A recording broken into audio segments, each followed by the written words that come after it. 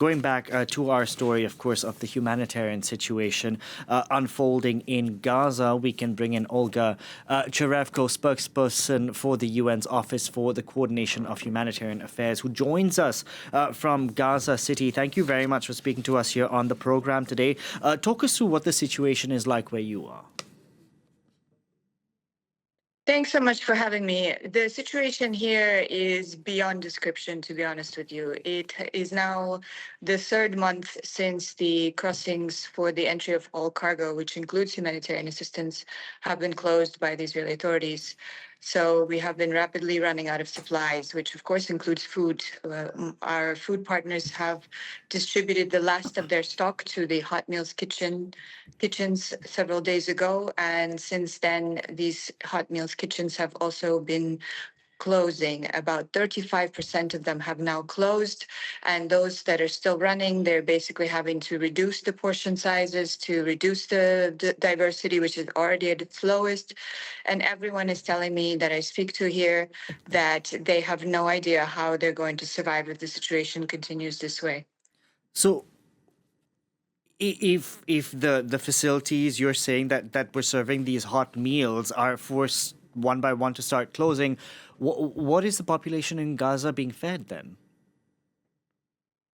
So obviously they're trying to find the kitchens that are still open. We're still able to produce through our food security partners about 800,000 meals, but this is of course individual meals that have been, a lot of them have been, as I said, reduced in portions. To begin with, we have 2.1 million people living in Gaza. So people are trying to pull resources as much as they can and see if they can basically help each other. Those who are managed to find some money, they try to go to the market, but of course the prices there are absolutely unaffordable for most of the population. And so the situation is dire, and unless something changes very quickly, I don't even want to think about what it will become.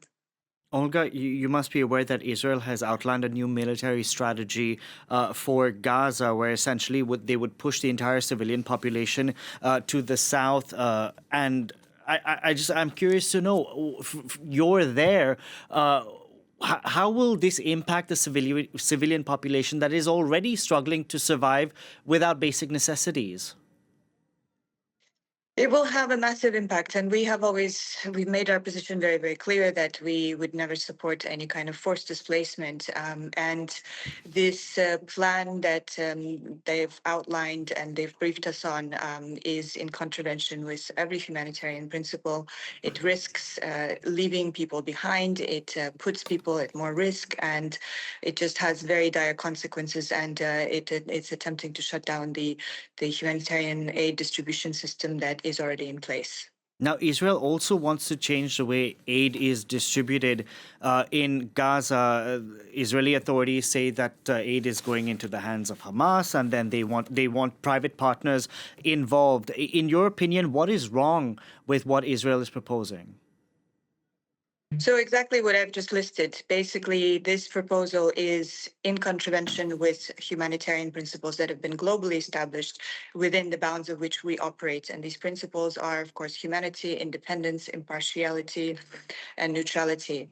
If any party to the conflict gains any more additional operational control over how aid is distributed, this will violate every one of these principles.